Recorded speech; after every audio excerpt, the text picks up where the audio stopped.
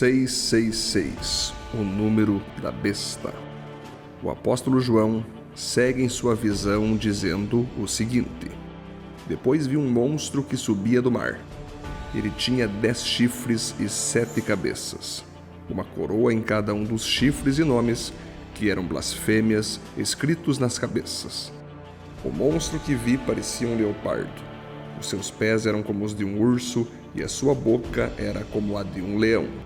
E ao monstro, o dragão deu o seu poder, o seu trono e grande autoridade. Uma das cabeças do monstro parecia que tinha recebido um golpe mortal, mas a ferida havia sarado.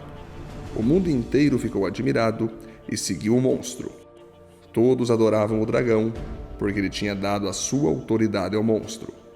Eles adoravam também o monstro, dizendo: quem é tão forte como o monstro? Quem pode lutar contra ele?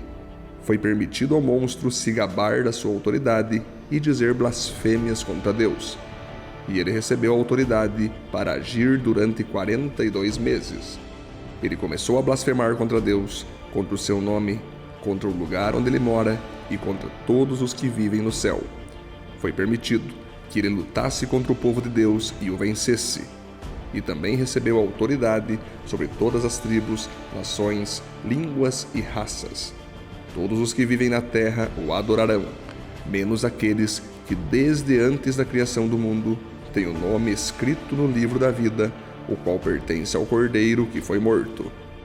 Portanto, se vocês quiserem ouvir, escutem bem isto: quem tem de ser preso será preso. Quem tem de ser morto pela espada será morto pela espada. Isso exige que o povo de Deus aguente o sofrimento com paciência e seja fiel. Então vi outro monstro que subia da terra. Ele tinha 2 chifres parecidos com os de um carneiro, mas falava como um dragão. Usava toda a autoridade do primeiro monstro na sua presença. Forçava a terra e todos os que moram nela a adorarem o primeiro monstro, aquele cuja ferida mortal havia sido curada. Esse segundo monstro fez coisas espantosas. Fez com que caísse fogo do céu sobre a terra na presença de todas as pessoas, e enganou todos os povos da terra por meio das coisas que lhe foi permitido fazer na presença do primeiro monstro. O segundo monstro disse a todos os povos do mundo que fizessem uma imagem em honra ao outro monstro que havia sido ferido pela espada e não havia morrido. O segundo monstro recebeu o poder de soprar vida na imagem do primeiro, para que ela pudesse falar e matar todos os que não a adorassem. Ele obrigou todas as pessoas, importantes e humildes, ricas e pobres, escravas e livres, a terem um sinal na mão direita ou na testa. Ninguém podia comprar ou vender, a não ser que tivesse esse sinal, isto é, o nome do monstro ou o número do nome dele. Isso exige sabedoria. Quem é inteligente pode descobrir o que o número do monstro quer dizer, pois o número representa o nome de um ser humano. O seu número é 666. Apocalipse 13, versículo 1 ao versículo 18. Ao relatar um monstro que sobe do mar, João está dizendo que tal monstro simboliza um governo maligno, ou seja, contrário a Deus e que tem o objetivo de ser Deus na vida das pessoas que comanda o mar e surge de dentro dele. Esse monstro, que possui 10 chifres e 7 cabeças, simboliza todos os impérios malignos que Satanás tem usado para perseguir o povo de Deus.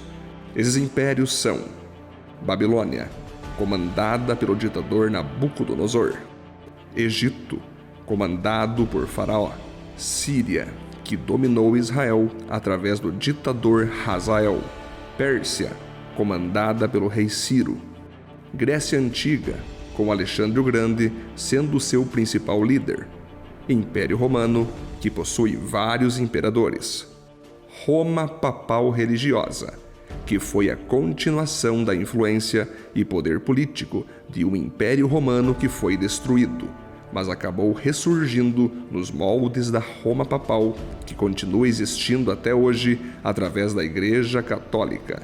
Veremos sobre isso logo adiante. O mar simboliza as nações mundiais que esses impérios comandavam e ainda comandam. O próprio profeta Isaías bem sabia que o mar simbolizava as nações quando disse: "Ah, o bramido das numerosas nações bramam como o mar. Ah, o rugido dos povos rugem como águas impetuosas." Isaías 17:12. Para entendermos melhor essa visão de João, vale novamente lembrarmos que ele está tendo uma continuação e especificação ainda mais detalhada da visão que o profeta Daniel teve milhares de anos atrás quando retratou. Certa noite, durante o primeiro ano de Belsazar como rei da Babilônia, Daniel se deitou na sua cama e sonhou. E no sonho teve visões. Quando acordou, ele escreveu aquilo que tinha sonhado. Aqui está o que ele escreveu. No sonho que tive naquela noite, eu vi os ventos soprando de todas as direções e agitando as águas do mar imenso. De repente, saíram do mar 4 monstros enormes, diferentes uns dos outros. O primeiro parecia um leão, mas tinha asas de águia. Enquanto eu olhava, as suas asas foram arrancadas e ele foi posto de pé para que andasse como homem. E foi dado a ele uma mente humana. O segundo monstro era parecido com um urso. Ele se levantou nas patas de trás e segurava 3 costelas na boca. E uma voz lhe dizia: "Vá e coma muita carne." Vi o terceiro monstro, e este era parecido com um leopardo. Ele tinha 4 cabeças e nas costas tinha 4 asas, como asas de ave. A este animal foi dada a autoridade para reinar. O quarto monstro que vi naquela visão era terrível, espantoso e muito forte. Tinha enormes dentes de ferro e com eles despedaçava e devorava suas vítimas. O que sobrava, ele esmagava com as patas. Esse monstro era diferente dos outros 3 e tinha 10 chifres. Eu estava olhando os chifres com atenção e notei outro chifre, menor, que nasceu entre os outros. 3 chifres foram arrancados para dar lugar a esse chifre menor, que tinha olhos como os de gente e uma boca que falava com muito orgulho. Continuei olhando e vi que foram postos alguns tronos. Num deles, assentou-se aquele que sempre existiu.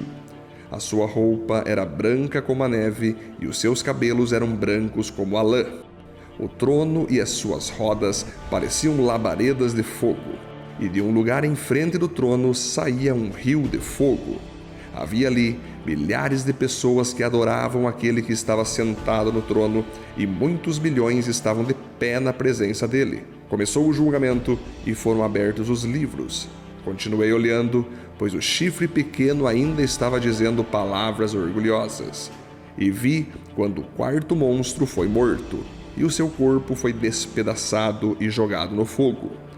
Quanto aos outros monstros, o poder que tinham foi tirado deles, mas não foram mortos.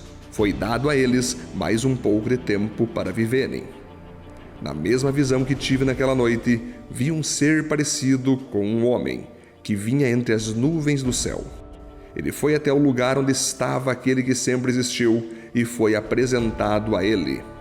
Deram-lhe o poder, a honra e a autoridade de rei, a fim de que os povos de todas as nações, línguas e raças o servissem. O seu poder é eterno e o seu reino não terá fim.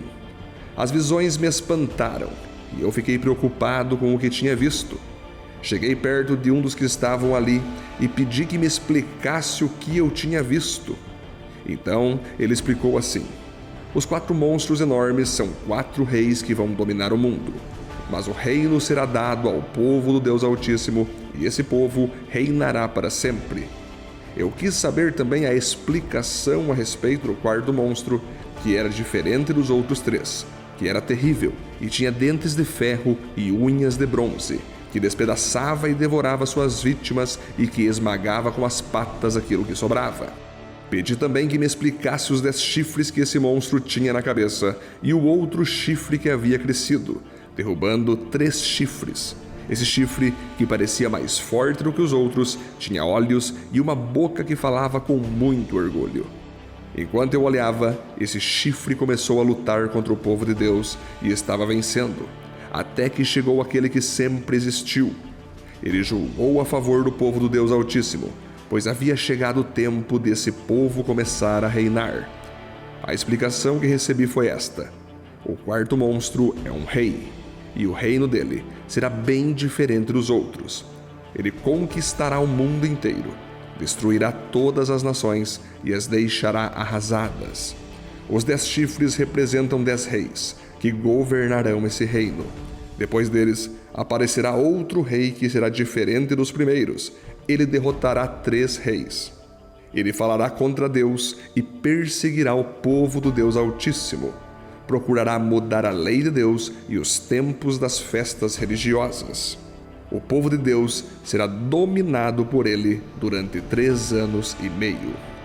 Mas depois disso, o tribunal o condenará, e assim ele perderá o seu reino, e o seu poder acabará para sempre. Mas o reino, o poder e a glória serão dados ao povo do Deus Altíssimo, e eles governarão o mundo inteiro para sempre. Todos os outros povos o servirão, todos lhes obedecerão. Aqui termina a explicação. Eu continuei muito preocupado com os meus pensamentos. Daniel 7, versículo 1 ao 28.